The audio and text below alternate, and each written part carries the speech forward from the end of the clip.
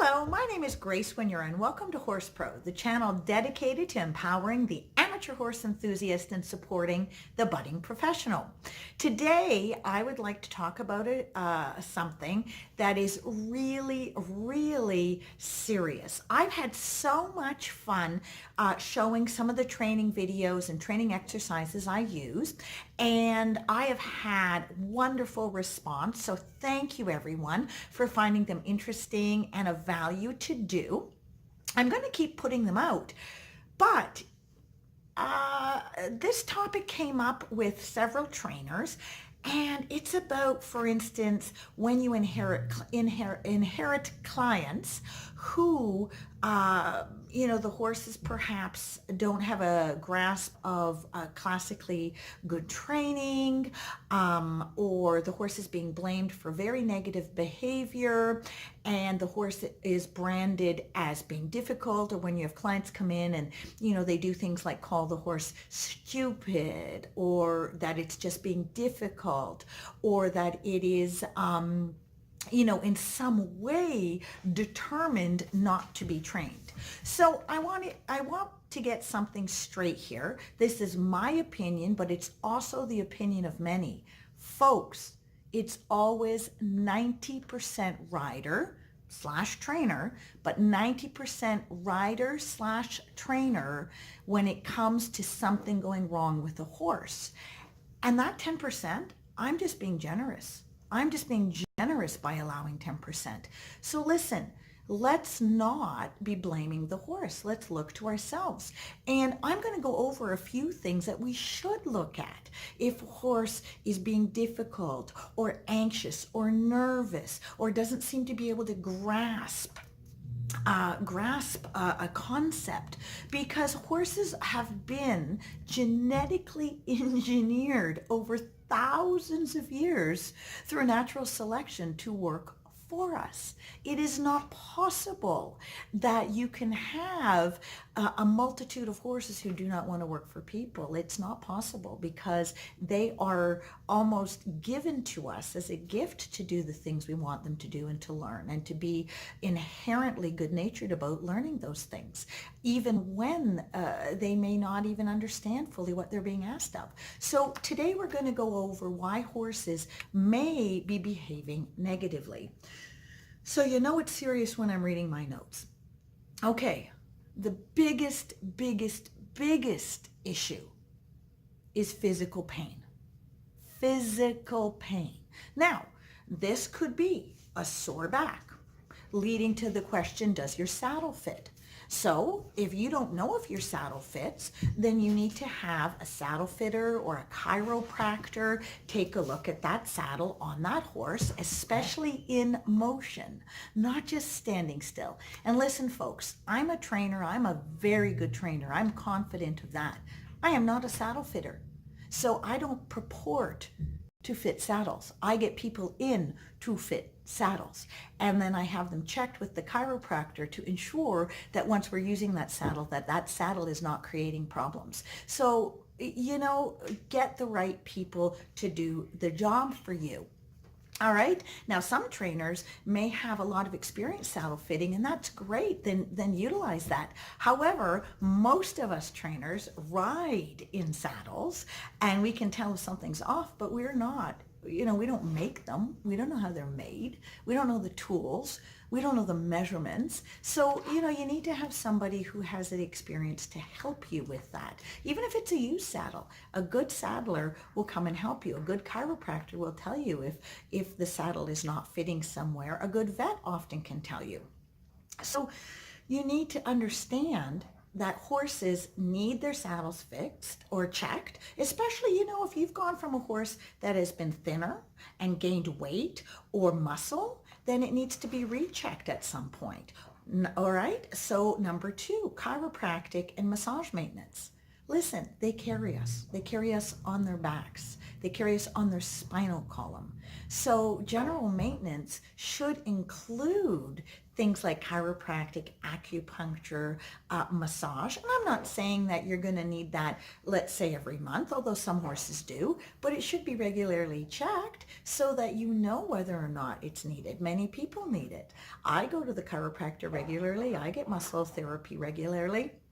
So, and I don't carry anything on my back. So, this is a reasonable thing when we're asking them to be athletes for us and do jobs for us. It's reasonable. But if a horse is being difficult, sometimes it's an indication that they really do need their backs checked in some way.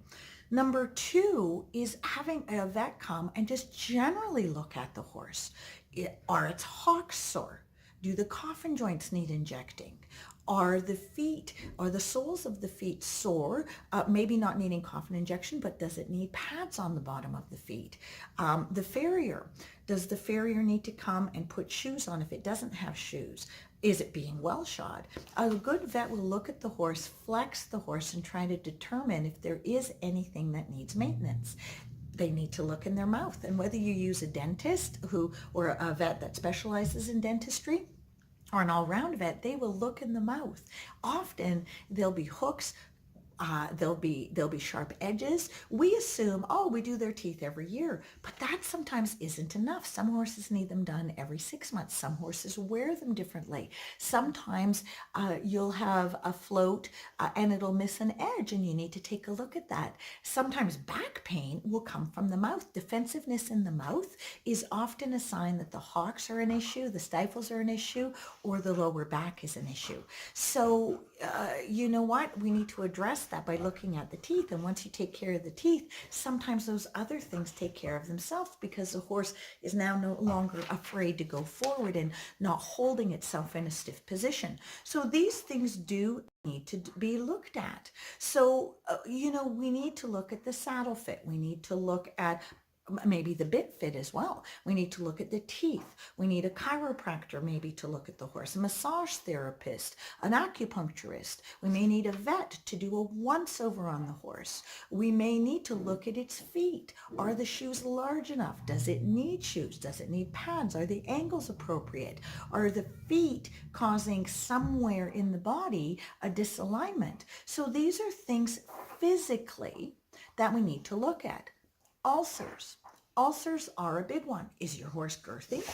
Does your horse sometimes be a little bit cold, as we call a lot of warm bloods? So these issues, again, a vet will look at. Sometimes when the horse is experiencing ulcers, which can actually come to fruition in 12 to 24 hours in a stressful situation, then the horse may be very cranky because they have a bellyache.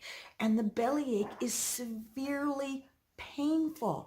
I know horses that have gone undiagnosed for years and be simply asked to work through it, or their pain is masked with medication, or they're just driven to such exhaustion that they perform. Is this fair? Ask yourself, if a horse is being difficult, look at the physical. Look at all these things first to determine whether or not there is an outstanding issue that, if you solve it, could it help solve the behavior of the horse? So, this is really a serious thing, and a good trainer will advise a client, hey, let's look at these things. This is not normal for a horse to be difficult. And if you're a person without a trainer, or you're a young trainer and you're having difficulty with the horse, I encourage you to ask good professionals, good farriers, good vets, good chiropractors, good dentists to come in and take a look at that horse and give it a fair shake. Now, the next thing we're going to move on to is the horse too green to understand the workload, or is it being trained correctly in a manner it can understand the workload? Is it being retrained, or is it being recovered from a bad situation and retrained? So these are things that sometimes we see negativity with horses. I often see green horses that will catch on to something and then right away the next day be driven to do more. Now listen, folks, listen closely. It takes 30 days of repeating the same exercise or the type of exercise, not the exact exercise, but the type of work in order for a horse to grasp it, learn it, and you to have the expectation that they can perform it on a regular basis. So if you want the horse to learn a proper half halt, then when you're teaching them, let's say from day 5, a proper half halt, it takes 30 more days for the horse to actually understand the aid, what that aid means. So taking that half halt and then assuming, oh, now we're going to jump it, and assuming that the moment you put the half halt aid in, it's going to get it, and it doesn't, and you're shocked, and you haven't done the 30 days repetition, well, you know what? Of course you're not going to get it. All right, people, 30 days of excellent, repeated, quiet training. Now, that doesn't mean you're not teaching them other things as well, but it means that you can't advance upon that single aid. You can't put more advancement into that single aid or expect it to take place in another situation without properly. We have to really talk about what we're going to do if the horse is really being difficult and it is a very green horse. So again, 30 days to really really cement something into a horse's consciousness so that it can repeat the exercise and learn it. So sometimes it doesn't mean we can't bring their training on and start to teach them new things, but we have to be careful that their response to yesterday's training really is thorough, because a horse may seem like something is easy, just like you or I. We have skills that are easy, and they may catch on to some things quicker and some things slower. But sometimes we do have to double check the next day. If you're training a horse, the next day you get on it, you go over all the things you did yesterday a little bit in the flat, let's say if it's really green, and you make sure it has that. And if it really needs a step back, or it seems to have not really confidently grasped an idea, then you do it again that day. You don't move on. And sometimes what happens is with green horses, people don't know the very finite steps to creating that horse. And so they rush, they think, oh, the horse has got it, and then they rush through it. Now, when you are taking a horse that is already trained and you are retraining it because of some problem that has been there, it takes 90 days to dismantle a previously instilled training aspect, and then the 30 days to put the new piece you want on. So for instance, if you have a trainer and they're buying you a horse off the track, it is unreasonable to assume that that horse is going to respond just like that to new aids.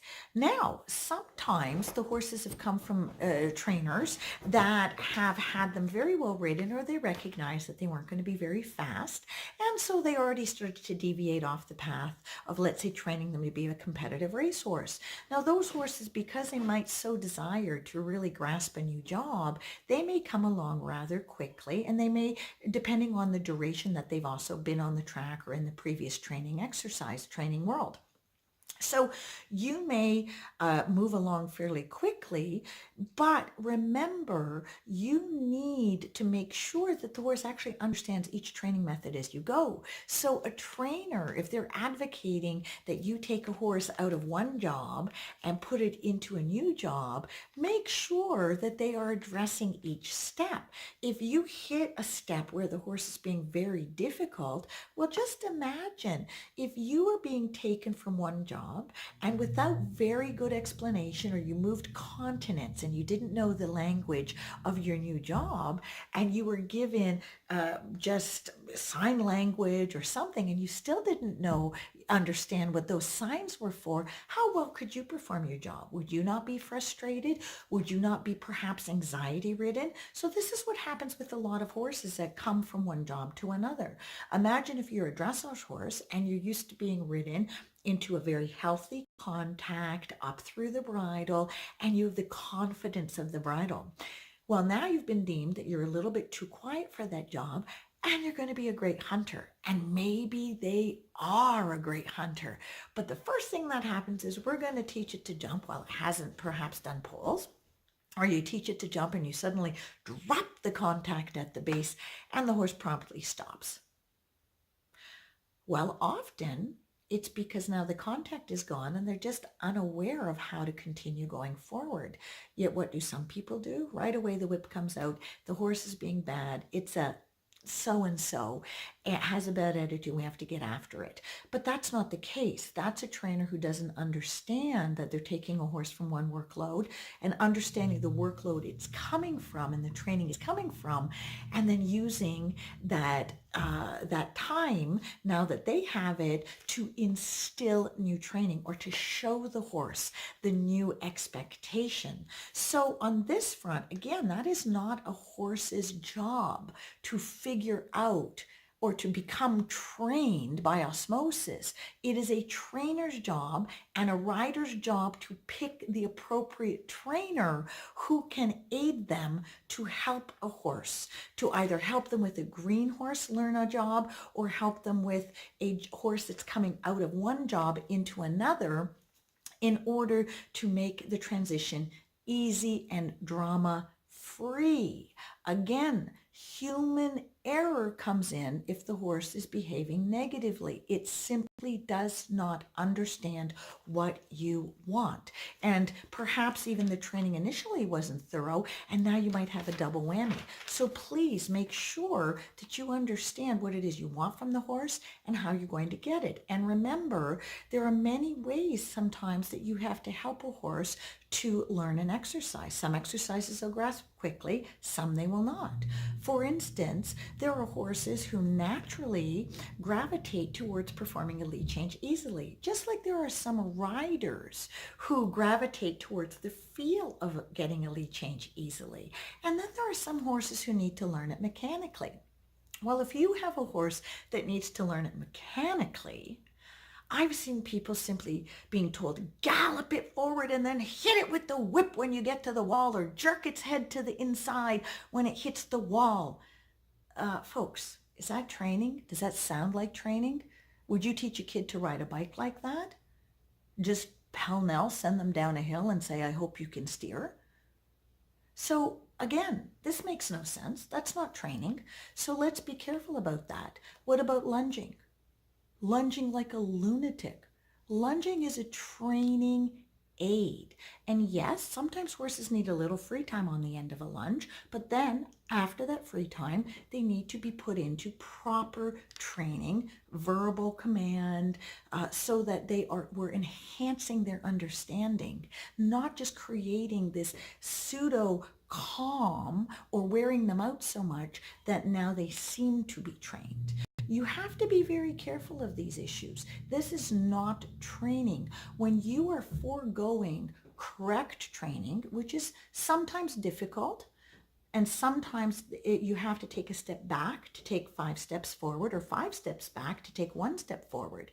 But again, you need to really question if the horse is behaving negatively and physically it is in tremendously good shape. You've checked that out. Then there's something wrong with the training. There's something wrong in the way the horse is understanding. And again, it's 90% human error. We have to figure out how to train the horse. The horse simply has to respond to our training methods. And if we're not using a method that that particular horse can grasp or flourish by, then you need to change. You need to advance. You need to ask more people. You need to get maybe outside help. Perhaps you need to sit down and thoughtfully go through when the horse is negative, when the horse is misbehaving, why under that circumstance, what could you have done perhaps differently? Make as I'm on my way to a training session with a pony that I'm helping some folks revamp, that sometimes trainers will ask a horse, or owners will ask a horse, or demand a horse to perform beyond its capabilities. And this could be because of conformation or because of its natural constitution in terms of its temperament. Horses, just like people, some people are a little bit more confident and some people are less. It's the same with horses. Sometimes humans feel they have the right to expect a horse, because of the value that they paid, that they assume the horse must perform at a certain level. And this is just impossible.